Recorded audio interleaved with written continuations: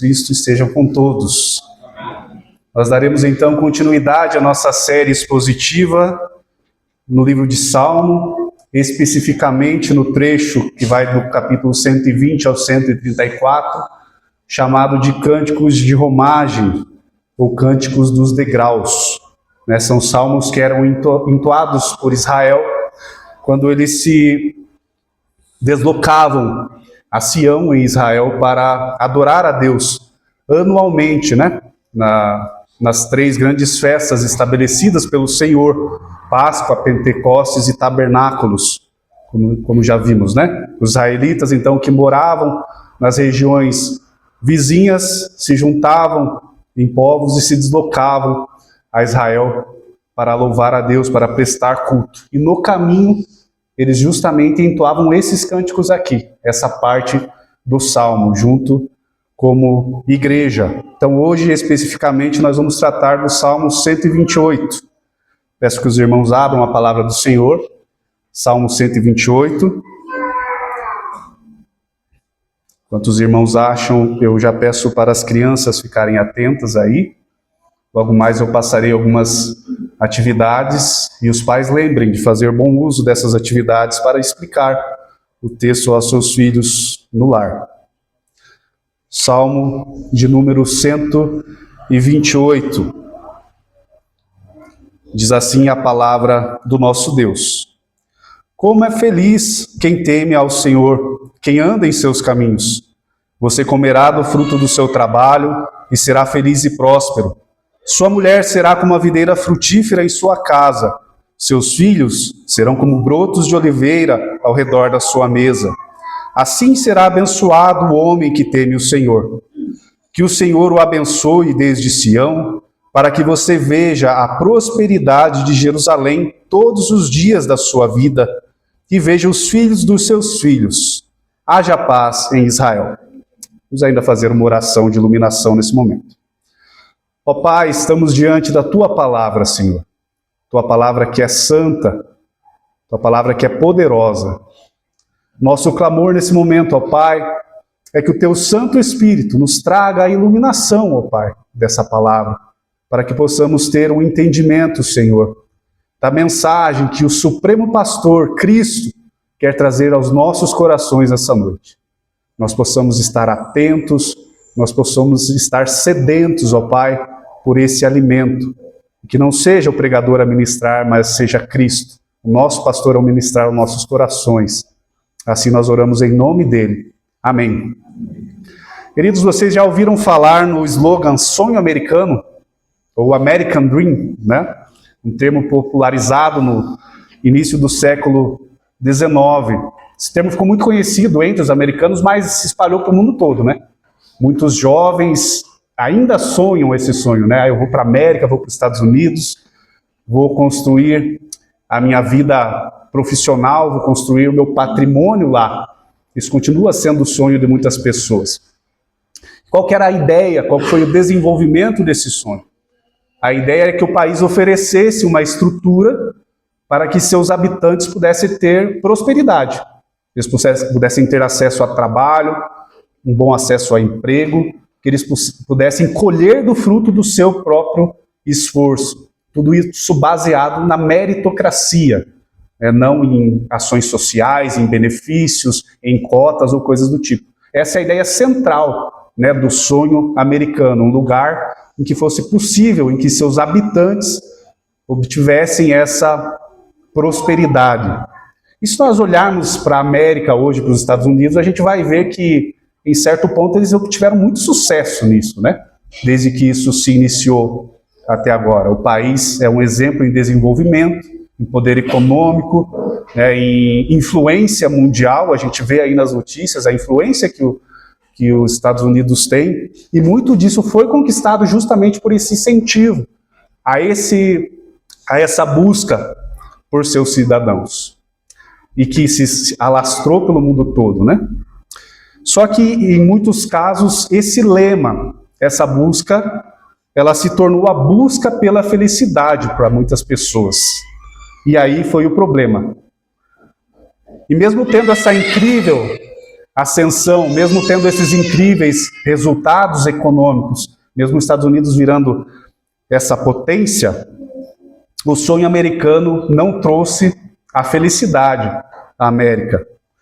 Há índices alarmantes de suicídios entre jovens, de depressão, de casamentos desfeitos, de consumo de drogas lícitas e ilícitas. Na maioria desses índices, os Estados Unidos ou ele encabeça ou ele está entre os primeiros. Ou seja, quando o assunto, o termo é baseado em assuntos econômicos e desenvolvimento pessoal e do país, ok. Né? O slogan, em certo ponto, fez algum efeito prático. Mas se as pessoas que compraram esse slogan acharam que essa era a fonte para a felicidade, eles se enganaram. Né? E esses dados mostram isso. A felicidade não estava aí. E o texto que a gente vai tratar hoje fala mais ou menos sobre isso, sobre a plena felicidade, sobre a busca da plena felicidade. Mas aonde está essa felicidade? Quais os seus frutos ou de onde vem? É isso que nós vamos estudar no nosso texto. Então aqui nesse texto, nesse salmo, nós vemos 3 elementos essenciais da verdadeira felicidade. No versículo 1, o texto apresentará o meio para a felicidade. Nos versículos 2 a 4, nós veremos os frutos. E do versículo 5 e 6, o texto nos apresentará a fonte da felicidade. Então é nisso que nós vamos nos debruçar nessa exposição hoje. Crianças, eu gostaria que vocês desenhassem aí algo que deixa vocês muito felizes. Pode ser qualquer coisa. Algo que vocês ficam muito felizes quando tem, quando vê, ou coisa do tipo. Então o texto se inicia dizendo: como é feliz quem teme ao Senhor, quem anda nos seus caminhos. Ou talvez na sua versão aí esteja bem-aventurado quem teme ao Senhor e anda nos seus caminhos. Então o versículo de número 1 apresenta a base, né, de toda a nossa exposição. Que feliz é aquele que teme ao Senhor e que andar nos seus caminhos. Temer ao Senhor trazem grande felicidade. A nossa versão NVI está dizendo aí, como é feliz quem teme ao Senhor, vírgula, quem anda nos seus caminhos. Quem tem outras versões aí, vai perceber que a vírgula se transforma num E. Como é feliz quem teme ao Senhor e anda nos seus caminhos. Essa é a melhor tradução. O e anda nos seus caminhos. Por quê? É fato que necessariamente quem anda nos caminhos do Senhor teme ao Senhor. Mas não necessariamente quem teme ao Senhor anda nos caminhos do Senhor. Por isso essa é a melhor tradução. Por que eu estou falando isso? É extremamente necessário a gente distinguir isso para entender a palavra temor, que é uma palavra central do nosso texto hoje. Porque temor, no termo original, ele significa muito mais do que apenas medo. Ele envolve profundo respeito, reverência, admiração e obediência a Deus, indicando uma consciência da grandeza divina do nosso Senhor. Envolve também o medo, mas não é um medo de condenação como o ímpio tem. Não é um medo de alguém que não foi justificado, nesse caso aqui. Nós temos um exemplo dessas duas faces do temor na vida do apóstolo Paulo. Antes, o chamado Saulo perseguia os cristãos e fazia isso porque dizia temer a Deus. Ele mesmo fala isso. Mas um temor sem de fato conhecer a Deus. Esse temor até levava ele a atitudes zelosas, porém atitudes legalistas. Após o encontro com Cristo, o apóstolo Paulo realmente compreende o temor do Senhor, aí ele passa a andar nos seus caminhos. Veja que exemplo interessante. É preciso que o caminho Cristo encontre Paulo para que ele possa entender o verdadeiro temor. Ou seja, o andar nos seus caminhos nada mais é do que andar em Cristo. E ele mesmo vai dizer isso. Charles Spurgeon vai dizer: o medo não regenerado afasta de Deus, o temor reverente aproxima dele. Então há essas diferenças do temor, o temor do cristão e o temor do ímpio, que quer dizer que sem a cruz de Cristo o temor nada mais é do que terror, pois a ira divina não é saciada sem a cruz de Cristo. Então o povo de Deus, como que fica nessa situação aqui, né? Porque para a gente entender o temor, a gente precisa entender isso à luz de Cristo. E nessa época Cristo ainda não havia vindo, não é verdade? Então por que o salmista está falando sobre um temor? Como poderia ser entendido o temor sem a pessoa de Cristo? Para essas pessoas que cantavam esse salmo em romagem, nesse deslocamento. Então como nós falamos na introdução, esse deslocamento era justamente para celebrar essas três grandes festas. E para que essas três grandes festas apontavam? Todas elas apontavam para Cristo. A Páscoa prefigurava a morte de Jesus como Cordeiro, o Pentecostes apontava para a descida do Espírito Santo e os tabernáculos para a presença divina e a redenção final, além dos sacrifícios que eram realizados em cada uma dessas festas, representando a figura de Cristo como Cordeiro sem mácula. Ou seja, mesmo sem a encarnação do Verbo, os israelitas poderiam entender o verdadeiro temor em Cristo, porque eles caminhavam para Cristo prefiguradamente. Assim, o temor deles não era o temor da ira divina, e sim o verdadeiro temor de Deus. Esse é o significado, então, do primeiro versículo e a base para o restante do nosso texto. Como é feliz aquele que teme o Senhor no verdadeiro temor de Cristo e anda nos seus caminhos, nos caminhos de Cristo, pois Ele é o caminho, a verdade e a vida, e ninguém vai ao Pai senão por Ele. Então, o temor do Senhor, apontado aqui no primeiro versículo, ele é apontado como um meio para a plena felicidade. Uma coisa interessante de notarmos aqui é que o salmista diz já no primeiro versículo que o homem já é feliz, não é verdade? Já haveria felicidade suficiente no temor do Senhor, de andar nos caminhos dele. Se nós pegarmos só o primeiro versículo, ele já nos faz homens muito felizes, não é verdade? Só que veja que interessante, o nosso Deus é um Deus trino, um Deus relacional, um Deus pactual. E é dessa forma que Ele age conosco. Nós também gozamos desse relacionamento em nossas vidas. E o que nós vamos ver em seguida é que o fruto desse temor, ele se estende aos nossos amados, à nossa família, ao nosso povo e à nossa igreja. Então o salmista apresenta aí no versículo 2 ao 4 os frutos de uma vida de temor do Senhor, ou os frutos de uma vida de plena felicidade. E nós temos dois frutos aqui: um trabalho frutífero e um lar frutífero.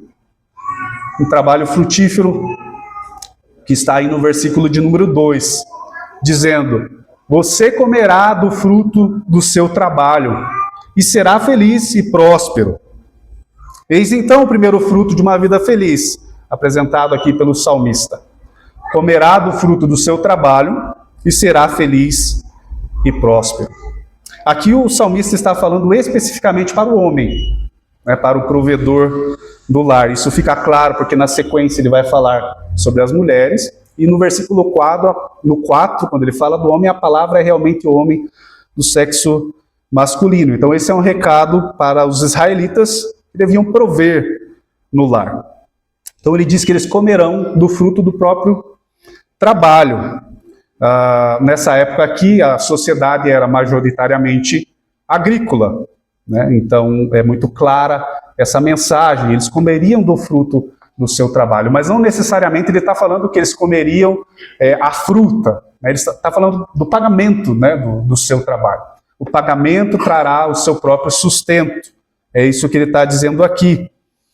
Mais do que isso, ele está dizendo que você terá felicidade nisso. Você terá a felicidade de comer do seu próprio pagamento. Você será próspero em seu trabalho. Esse é o primeiro fruto de uma vida de temor ao Senhor. Mas veja que esse fruto de início não parece algo muito especial, algo muito exclusivo ao povo do Senhor. Pois os ímpios, eles não temiam em Cristo a Deus, e eles tinham prosperidade, eles tinham trabalho, e eles comiam do fruto das suas próprias mãos. Vamos ver um exemplo disso? Abram comigo no Salmo de número 73. Salmo da família de Asaf. Leremos alguns versículos nesse salmo. Salmo de número 73. Diz assim a palavra do nosso Deus. Certamente Deus é bom para Israel, para os puros de coração. Quanto a mim, os meus pés quase tropeçaram, por pouco não escorreguei, pois tive inveja dos arrogantes quando vi a prosperidade desses ímpios.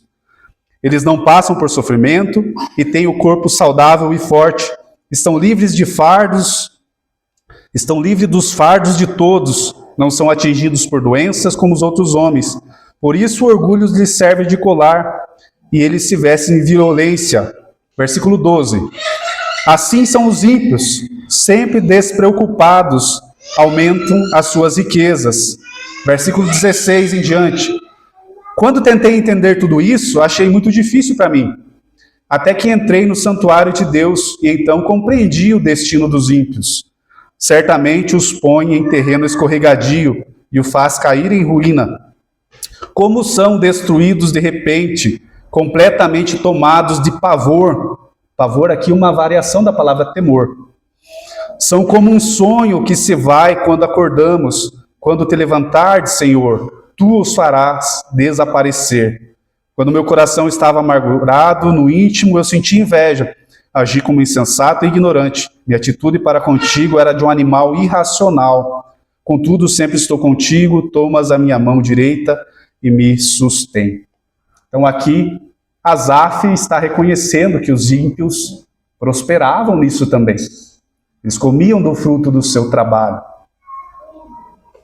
Só que uma coisa interessante que nós notamos nesse texto é o destino que esses ímpios têm.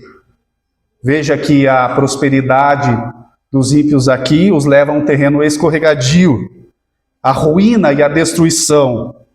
Por quê? Pois esses recursos não são frutos de um temor verdadeiro ao Senhor, e sim de andar em seus próprios desejos e caminhos.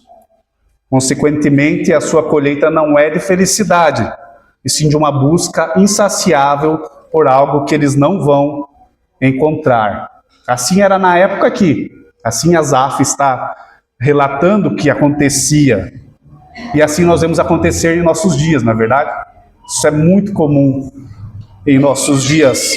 Pessoas desesperadas ao chegarem em certo ponto da sua vida, cheias de recursos e cheias de provisões, mas sem encontrar a verdadeira felicidade. Vejam que alegria esse homem tem de encontrar a verdadeira felicidade no pagamento, no sustento do seu próprio trabalho. Então, ser feliz por essa bênção é um privilégio que os filhos do Senhor, que o Israel recebe.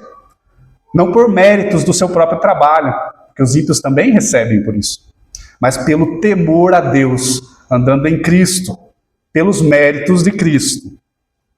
Então o salmista começa a falar sobre o segundo fruto da felicidade, no versículo 2. Fruto também oriundo de uma vida temente a Deus e de andar em Cristo. E esse fruto é um lar frutífero. Acompanhe comigo, versículo de número 3. Sua mulher será como a videira frutífera em sua casa. Seus filhos serão como brotos de oliveira ao redor da sua mesa. Como nós vimos na exposição do salmo anterior, o salmo 127, os filhos são bênçãos do Senhor. E agora o salmista também adiciona aqui nesse texto a figura da esposa.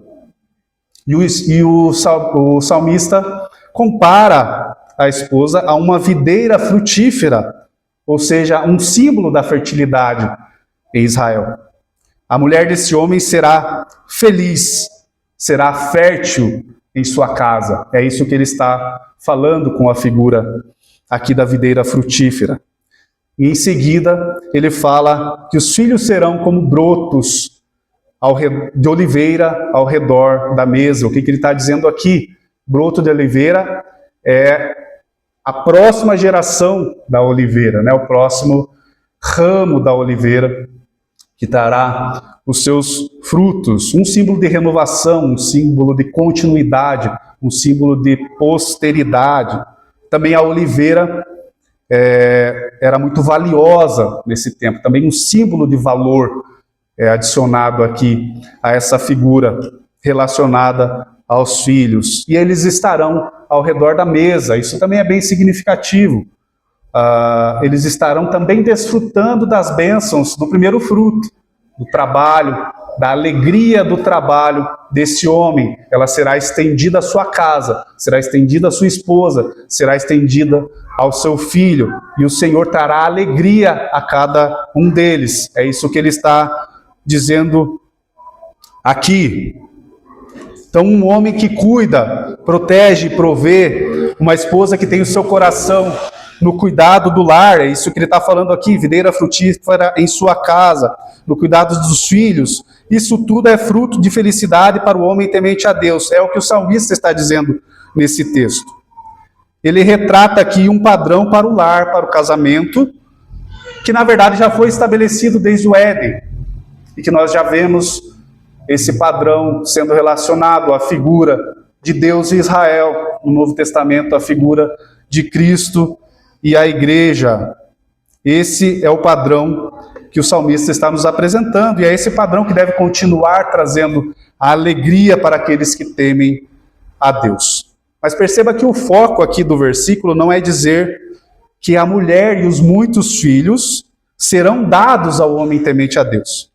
Ele diz que a mulher será abençoada e os filhos serão abençoados. Ou seja, a bênção não está, apesar de serem bênção, nós já vimos no salmo anterior, a bênção está em trazer alegria para dentro desse lar, fruto do temor a Deus. E assim os israelitas se deslocavam para Sião em cântico a Deus, junto com toda a sua família, junto com todo o seu lar, todos colhendo do fruto do temor a Deus. Perceba então que não é uma família biblicamente padronizada que faz o lar frutífero, e sim uma vida de temor ao Senhor, que em Cristo frutifica ao lar. O próprio Cristo disse: eu sou a videira verdadeira, vocês são os ramos. Se alguém permanecer em mim e eu nele, esta dará muito fruto. Então, o temor a Deus de um andar em Cristo transforma o relacionamento entre marido e mulher, entre pais e filhos, em relacionamentos felizes. Mesmo havendo lutas, desafios e dificuldades, que também já haviam nessa época aqui.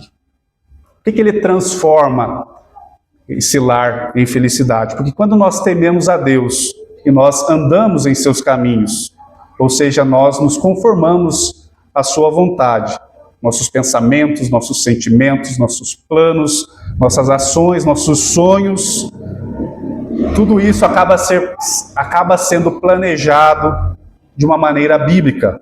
E o resultado disso é harmonizar a nossa vida com a vontade de Deus. É isso que o salmista vai dizer, que o temor do Senhor é o princípio da sabedoria e o conhecimento santo é prudência. Ou seja, harmonizar o nosso plano de vida com a palavra de Deus, que é a sua vontade revelada a nós, é sinal de sabedoria. Pensem nisso, casais que estão aqui. Antes de planejar qualquer coisa no casamento, isso está harmonizado com a palavra do Senhor? Essa é uma palavra não apenas para o casal, né? Mas para todos nós. Esse plano, o que eu estou pensando em fazer, em realizar, está harmonizado com a palavra do Senhor? Então, temer verdadeiramente o Senhor e andar em Cristo, segundo o salmista, frutifica o lar e o enche de alegria pelo sustento, pela fertilidade e pela posteridade que o Senhor dá. Então o salmista faz um fechamento no versículo 4, reafirmando essas verdades. Assim será abençoado o homem que teme ao Senhor. Ou seja, ele receberá de Deus a felicidade de comer do fruto do seu trabalho. Sua esposa também será feliz pela sua fertilidade, e seus filhos serão felizes por crescerem em um lar temente a Deus. Crianças, próximo desenho para vocês, desenhem o seu avô, o seu pai e você. O desenho que vocês vão fazer aí. Então, no versículo 5 e 6, o salmista vai nos apresentar a fonte da felicidade. E ele faz isso como em uma oração, dizendo que o Senhor o abençoe desde Sião, para que você veja a prosperidade de Jerusalém todos os dias da sua vida e veja os filhos dos seus filhos, haja paz em Israel. Era justamente de Sião que vinham as bênçãos do homem feliz. Sião aqui, como já falamos em outras oportunidades, em outras exposições, era o local onde ficava o templo. Era um monte onde ficava o templo. A cidade de Israel era edificada em volta. Sião era o local que representava a presença do Deus vivo. Então era de Sião que vinham essas bênçãos. Ele está falando aqui que o Senhor te abençoe desde Sião, ou seja, que de lá o Senhor lhe dê essas bênçãos. O que isso nos está mostrando aqui nesse texto? Que a fonte da felicidade é Deus, é o Senhor. Aqui dizendo, é Sião. Era de lá que vinham tais bênçãos. Lá era a fonte. Deus era a fonte. Não era o lar, não era o trabalho do homem, não era a esposa fértil, não eram os filhos ao redor da mesa. A fonte da felicidade era o Deus vivo. E o salmista pede nessa oração para que Deus estenda essas bênçãos à nação desse homem e que ele possa ver as próximas gerações gozando dos mesmos frutos. E como é prazeroso quando a gente vê as pessoas que amamos sendo felizes, não é verdade? É isso que o salmista está desejando aqui a esse homem temente a Deus. Mais prazeroso ainda é quando a gente vê os netos e os bisnetos em plena felicidade. Não tive esse privilégio, imagino que quem tem sabe do que eu estou falando. E tudo isso ele deseja em tempos de paz. É isso que ele está orando aqui. É essa bênção que o salmista está desejando ao homem temente a Deus. Perceba aqui que além da alegria de ver um lar próspero, o homem temente a Deus se alegra de ver Israel próspero. E quando a gente fala Israel aqui, entenda-se igreja também, né? Ele também vê o crescimento dos netos e bisnetos. Tudo isso está dito aqui. E o que isso está dizendo? Que esse homem se alegra, esse desejo do salmista, que esse homem se alegre com a prosperidade da igreja, que ele se alegre com os filhos dos seus filhos. Ele está falando sobre a alegria de ver o avanço do reino. É justamente o que ele está querendo dizer aqui. O crescimento, o avanço do reino, através da prosperidade da igreja e através da posteridade da sua família, representado pelas gerações futuras. E isso é bonito demais, não é verdade? A família temente a Deus cresce, se multiplica e a igreja avança. A igreja avança, nutre as famílias com a palavra do Senhor, com os dons, com os talentos, e a igreja cresce e o reino avança. Um ciclo maravilhoso está sendo apresentado aqui, um ciclo pactual que traz o avanço do evangelho. Nessa oração final, o salmista então mostra que a felicidade do homem, mostra, aliás, de onde vem a fonte da felicidade do homem, mas não apenas isso. Ele ora para que essa vida de felicidade seja estendida para o seu povo, para a sua próxima geração, para o reino do Senhor. É isso que esse povo cantava nesse salmo em direção a Sião. O temor do Senhor, que nós aprendemos aqui que só é verdadeiro em Cristo, e o andar no seu caminho, que nós aprendemos que era andar em Cristo, são os meios para uma vida frutífera no trabalho, onde se pode ter alegria plena no sustento do lar, e um lar frutífero onde a esposa é fértil e sua mesa está cheia de filhos. Se o meio para essa felicidade é o temor do Senhor, a fonte é o próprio Deus, que envia esses frutos a Sião, ou melhor, que envia de Sião, onde é a sua morada. Isso é estendido para a igreja, isso é estendido para as próximas gerações, isso faz o reino avançar.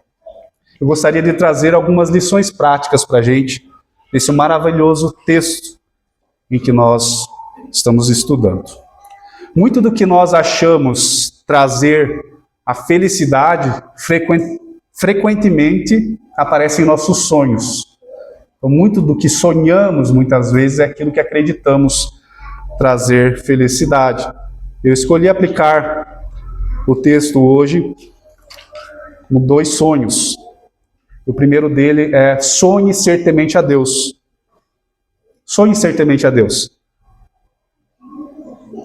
Se em seu sonho a fonte da felicidade é algum tipo de sonho americano, que relaciona a felicidade a bens materiais, a meritocracia, eu digo novamente a você: sonhe temer a Deus.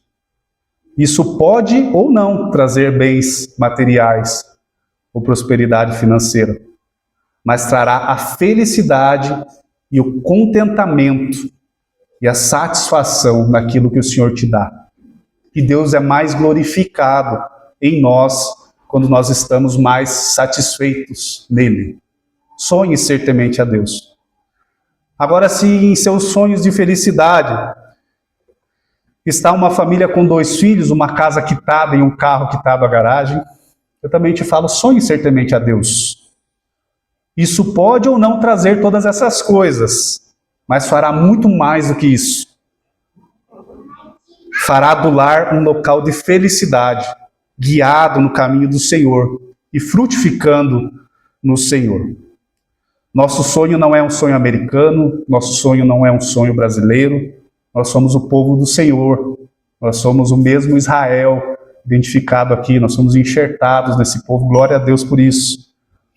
Aqueles que devem desejar o temor do Senhor, devem sonhar serem tementes a Deus. Veja, não é errado, não estou dizendo aqui que é errado nós termos sonhos com algum exemplo do que eu usei aqui. Porém, esses sonhos precisam passar pelas balizas de uma vida temerosa a Deus, que vai nos nortear pela palavra do Senhor. É muito mais fácil se esse sonho não passar por essas balizas do temor ao Senhor, que seja um tipo de um sonho americano mesmo. Mas quando isso passa pela baliza da palavra do Senhor, pelo temor do Senhor, nós começamos a sonhar os princípios da palavra do Senhor. Então sonhe ser temente a Deus. De todas as bênçãos que nós temos nessa vida, a maior delas é o próprio Deus, que na pessoa de Cristo nos tirou dos caminhos das trevas e nos trouxe para a sua maravilhosa luz. Ele é a fonte das bênçãos, dos frutos, e a Ele todo o louvor e a glória devem ser dados. Vivamos então em temor a Deus, como quem sonha por isso. Segunda aplicação que eu gostaria de trazer: sonhe com o avanço do reino. Sonhe com o avanço do reino. Veja que os frutos de uma vida de temor, apresentados no versículo 2, 3 e 4, culminam ou levam não apenas à prosperidade do lar, mas de toda a nação, ou de toda a igreja, como nós vamos ver nos versículos 5 e 6. É muito interessante nós pensarmos que o temor no Senhor, em nosso lar, é usado como meio por Deus para o avanço da igreja, ou para o avanço do reino. Isso é muito significativo. Você, homem, chefe do lar, já pensou que a sua esposa, seus filhos, contribuem ativamente para o crescimento do reino? que seus filhos podem ser ferramentas para o avanço do Evangelho, eu particularmente tenho ficado muito feliz que essa igreja tem tido filhos, tem crescido. Que criançada nós temos aqui, né? Gente, isso é sinal do avanço do reino, é sinal do avanço do Evangelho. Pais educados num lar temente a Deus geralmente serão ferramentas para o avanço do reino. Na semana passada eu tive uma conversa com um pastor que me disse algo muito impactante, falando sobre um projeto ministerial de capacitar e formar novos pastores. Ele fez uma pergunta que eu vou parafrasear aqui, eu não lembro exatamente como foi. Ele perguntou assim: você já imaginou como o maligno pode enxergar um trabalho desse? Isso foi impactante para mim, eu nunca tinha pensado nesse tipo de coisa, né? Ou seja, é um trabalho que vai incomodar o âmbito espiritual, pois é sinal de avanço do reino. Eu penso que um lar frutífero tem o mesmo poder. É a mesma questão aqui. Você já pensou, vamos pensar aqui no povo de Israel, nesse povo que estavam entoando esse salmo aqui. Já pensou no desespero do inimigo, quando nascia alguém da raiz de Davi, algum menino? É possível que ele pensasse: agora minha cabeça será esmagada. Chegou a minha hora. O reino dele seria afetado a cada menino que nascesse em tal raiz. Imagino que era um estudo, né? Um estudo de onde nasceu, um estudo das profecias. O medo era grande ali, né? E isso, de fato, aconteceu. Mas apesar de Cristo ter esmagado a cabeça da serpente na cruz, ele ainda exerce um papel de guerra com o povo do Senhor. Por isso ele ainda é chamado de príncipe desse mundo, não é verdade? Então, logo, cada vez que nós criamos filhos no temor, nos caminhos de Cristo, o reino tende a avançar. E o castigo final do inimigo se aproxima com isso. Para aqueles que por algum motivo não desfrutam dessa bênção de ter filhos, seus lares podem contribuir também com o evangelismo para esse avanço. Aliás, não só para esse, o evangelismo também é tarefa para todos. O lar tem esse poder, o lar tem essa bênção, o lar é essa ferramenta no avanço do reino.